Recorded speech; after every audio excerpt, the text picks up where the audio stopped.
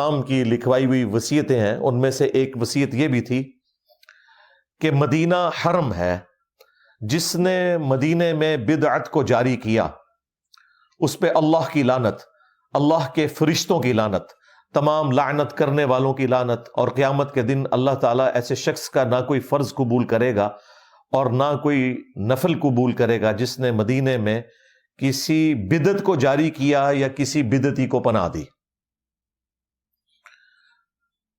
اس کے علاوہ بھی بخاری اور مسلم میں حدیث موجود ہے، نبی صلی اللہ علیہ وآلہ وسلم نے اللہ کے حضور عرض کی، اے اللہ، تیرے خلیل ابراہیم علیہ السلام نے مکہ شریف کو حرم ڈکلیئر کیا تھا، اور میں ان دو پتھریلے پہاڑوں کے درمیان جو جگہ ہے مدینہ شریف، اسے حرم ڈکلیئر کرتا ہوں۔ پھر بخاری مسلم میں نبی علیہ السلام کی دعائیں ہیں مدینہ شریف کے لیے، اے اللہ، مدینے کی محبت ہمارے دلوں میں مکے کی طرح کر دے، بلکہ اس سے بھی زیادہ کر دے۔ اے اللہ، جو برکتیں تو نے مکے میں دی ہیں اس سے دگنی، ڈبل مدینے میں عطا فرما۔ اے اللہ، مدینے کے مد میں برکت عطا فرما، مدینے کے سا میں برکت عطا فرما۔ بیسیکلی یہ میئرمنٹ کے انسٹرومنٹس تھے، جس طرح ہمارے یہ کلو گرامز اور لیٹرز استعمال ہوتے ہیں، اس طرح اس زمانے میں جو میئرمنٹ کے پیمانے تھے وہ کہلاتے تھے مد اور سا، یعنی مدینہ شریف کے مد اور سا میں اے اللہ برکت نازل فرما۔ Good morning guys and welcome back to the channel. تو کیسے ہو آپ لوگ؟ ایک واپس سے نئی ویڈیو میں سواگت کرتا ہوں بھائی۔ فی الحال اس وقت بھائی میں ہوں the holy city of Medina, اور بھائی جو مدینہ ہے وہ اسلام میں بھائی سیکنڈ ہولی پلیس ہے after Mecca, but as a non Muslim, as a Hindu بھائی میں مکہ تو نہیں جا سکتا، بٹ آپ لوگوں کو میں دکھانے آیا ہوں مدینہ کیسا دکھتا ہے۔ بھائی مدینہ میں بھی میں کہاں کہاں جا سکتا ہوں، وہاں پہ بھی ریسٹرکشنس ہے۔ جو الحرام والا ایریا ہے، جو بھائی جو ماسک والا ایریا ہے، جہاں پر ماسک ہیں، جو سارے ریلیجیس تھنگس ہیں، وہاں پر میں نہیں جا سکتا، بٹ ایز اے سٹی میں اس سٹی کے اندر رہ سکتا ہوں، سٹی کے اندر گھوم سکتا ہوں، اور بھائی ان مکہ شہر تو میں جا ہی نہیں سکتا۔ تو بھائی السلام علیکم، میرا نام ہے شکیل احمد، اور آج کا ٹاپک ہے کہ نان مسلم کیا مدینہ جا سکتے ہیں کہ نہیں۔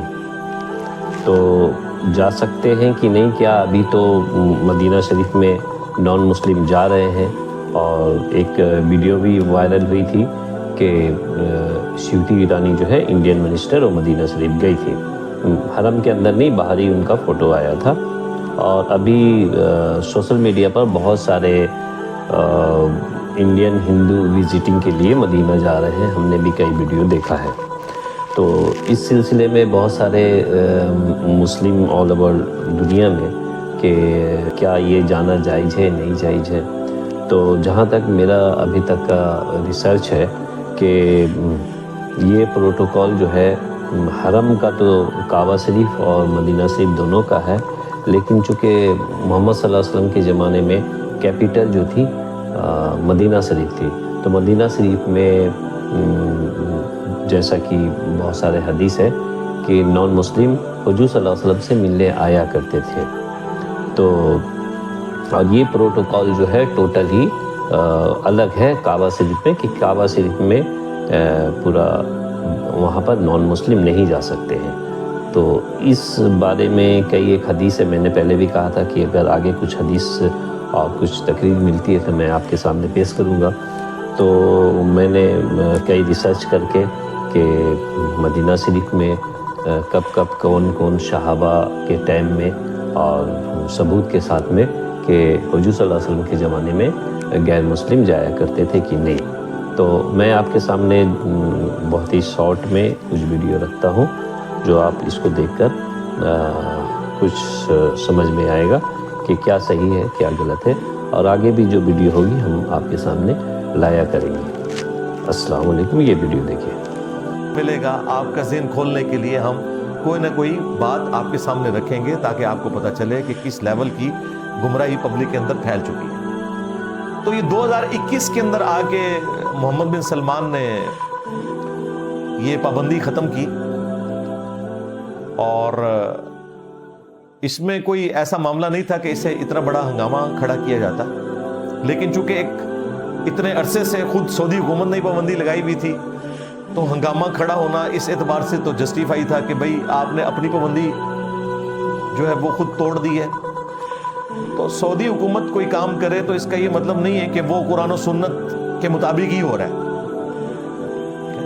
تو حرم مدینہ کوئی شک نہیں اس میں حرم ہے اور اس کا جو پروٹوکول ہے وہ حرم والا ہے.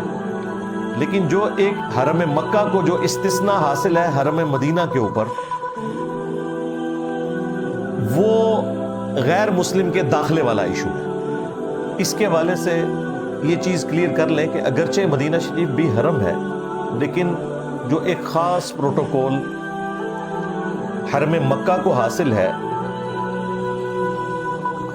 اس اعتبار سے کہ وہاں پہ نان مسلم کوئی انٹر نہیں ہو سکتا، یہ ایک استثناء ہے حرم مدینہ کا. وہاں پر اس چیز کی اجازت ہے کہ کوئی نان مسلم انٹر ہو سکتا ہے. یہی وجہ ہے کہ مسلمانوں نے نبی صلی اللہ علیہ وآلہ وسلم کی وفات کے بعد بھی اسی لیگیسی کو چلایا کہ انہوں نے اپنا جو کیپٹل سٹی ہے دار الخلافہ ہے وہ مدینہ شریف کو رکھا، مکہ شریف کو نہیں رکھا. ظاہر ہے دار الخلافہ میں تو باہر سے بھی لوگ آ کے ملیں گے، تو پھر وہ والا سارا ایک کرٹیکل ایشو حرم مدینہ اور حرم مکہ کے فرق والا، اس کو پھر کیسے ایڈریس کیا جائے گا. تو مدینہ شریف میں یہ والا جو استثناء تھا اس کی وجہ سے مسلمانوں نے دار الخلافہ مدینہ شریف میں رکھا. خود اللہ کے محبوب صلی اللہ علیہ وآلہ وسلم کا آفس مسجد نبوی شریف تھا. نہ صرف مسلمانوں سے ملتے تھے بلکہ نان مسلمز بھی آپ صلی اللہ علیہ وآلہ وسلم کو آ کر مسجد نبوی شریف کے اندر ملا کرتے تھے، نہ صرف حرم مدینہ میں، مسجد نبوی کے اندر. اس میں ایک مشہور واقعہ جو صحیح بخاری اور صحیح مسلم کے اندر ملتا ہے، بنی حنیفہ قبیلے سے ایک شخص تھا ثمامہ بن اسال. وہ ایک جنگجو تھا اور ایک سمجھ لیں اس زمانے کا ایک بڑا دہشت گرد تھا. صحابہ کرام نے اسے گرفتار کیا اور مدینہ شریف لے آئے. اللہ کے محبوب صلی اللہ علیہ وآلہ وسلم نے فرمایا کہ اسے مسجد نبوی کے اندر ایک پلر تھا، ستون، اس کے ساتھ باندھ دو. وہ آج بھی آپ کو ستونوں کے اوپر نام باقاعدہ لکھے ہوئے ملیں گے. ان میں سے ایک ستون یہ بھی تھا جس پہ ثمامہ کو باندھ دیا گیا اور 3 دن تک اسے باندھ کے رکھا گیا. ظاہر بیچ میں کھانے پینے کے لیے یا ٹوائلٹ جانے کے لیے اسے کھولا جاتا تھا. نبی الاسلام کی خواہش تھی کہ یہ ہماری ایکٹیویٹیز کو مسجد نبوی میں آبزرو کرے، ہو سکتا ہے اس کا دل اسلام کے لیے اللہ تعالیٰ مائل کر دے، سینہ کھول دے. ایک دن جب گزرا تو نبی الاسلام اس سے مخاطب ہوئے اور پوچھا کہ تیرے ساتھ کیا معاملہ کیا جائے، بتا. اس نے عرض کی کہ اگر آپ مجھے قتل کروا دیں تو یقیناً میں اس کا حقدار ہوں کیونکہ میں ایک خونی شخص ہوں، اور اگر آپ مجھے معاف کر دیں تو میں آپ کا شکر گزار ہوں گا اور میں اس کی قدر کروں گا. نبی الاسلام تشریف لے گئے. اگلے دن پھر آئے اور پھر وہی سوال کیا، اس نے وہی جواب دیا.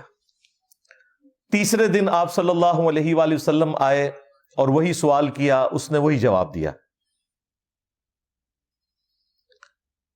اللہ تعالیٰ نے اپنے نبی کو بتا دیا ہوگا کہ اس کا سینہ کھل چکا ہے اسلام کے لیے. تیسرے دن جب اس نے وہی جواب دیا تو نبی الاسلام نے کہا کہ اس کی رسیاں کھول دو. رسیاں کھول دی گئیں. بخاری مسلم کے الفاظ ہیں کہ وہ شخص مسجد نبوی سے نکلا، پاس ایک کوئی حمام تھا، کوئی تالاب تھا، وہاں جا کے اس نے غسل کیا اور سیدھا نبی الاسلام کے پاس واپس آ گیا اور اس نے کہا اشہد ان لا الہ الا اللہ و اشہد ان محمد رسول اللہ. میں گواہی دیتا ہوں کہ اللہ کے سوا کوئی معبود نہیں اور میں گواہی دیتا ہوں کہ محمد صلی اللہ علیہ وآلہ وسلم اللہ کے بندے اور اس کے رسول ہیں. اس نے اسلام قبول کر لیا اور پھر اس نے کہا یا رسول اللہ صلی اللہ علیہ وآلہ وسلم، آج سے پہلے میرے دل میں کسی بھی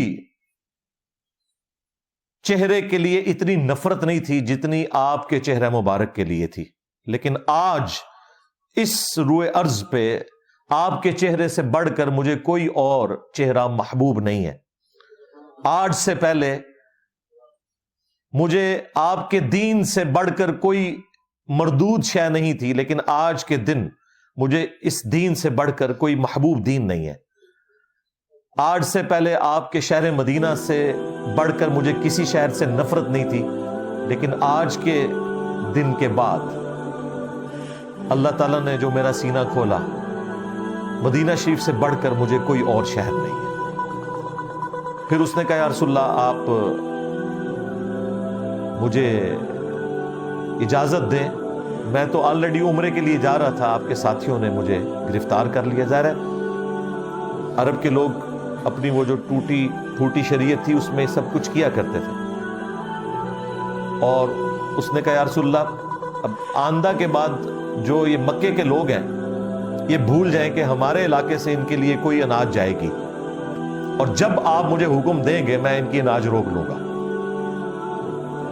خیر نبی الاسلام نے اس کو کوئی رسپانس نہیں کیا اس بات کو، وہ پھر گیا وہاں پہ بھی مشہور ہو گیا کہ یہ بے دین ہو گیا۔ اس نے کلیئر کٹ کہا کہ میں نے اسلام قبول کر لیا۔ ابھی فتح مکہ نہیں ہوئی تھی، یہ اس سے پہلے کی بات ہے۔ پھر خیر وہ اپنے علاقے میں گیا، اس نے غلہ وغیرہ بھی روک دیا، ان کا تجارت کا جو سلسلہ تھا۔ پھر مشرکین عرب نے نبی علیہ السلام کو ریکویسٹ کی، پھر آپ علیہ السلام نے اس کی طرف ایک قاصد روانہ کیا کہ یہ کام نہ کرو، یعنی دعوت کے لیے ظاہر ہے یہ چیز ہرڈل ہے، اور نبی الاسلام کے اخلاق بھی اعلیٰ درجے کے تھے، تو آپ نے کہا کہ یہ جو تجارتی معاملات ہیں وہ اسی طریقے سے مشرکین عرب کے ساتھ تم جاری رکھو۔ یہ حدیث واضح ثبوت ہے کہ نبی الاسلام نے نہ صرف کافر کو حرم مدینہ میں جانے کی اجازت دی، بلکہ مسجد نبوی کے اندر بھی اسے باندھا گیا۔ لہذا جو پاکی ناپاکی کے جو مسائل ہیں یہ مسلمانوں سے متعلقہ ہیں، نان مسلم کے اوپر ہماری شریعت اپلائی نہیں ہوتی۔ اس کے علاوہ صحیح بخاری اور صحیح مسلم میں جو نجران کے کرسچنز پادریوں کے ساتھ جو مباہلہ والا معاملہ ہوا تھا، جو نبی الاسلام کی خدمت میں حاضر ہوئے، وہ بھی حرم مدینہ کے اندر ہی آئے تھے۔ خیر انہیں اندازہ ہو گیا کہ اگر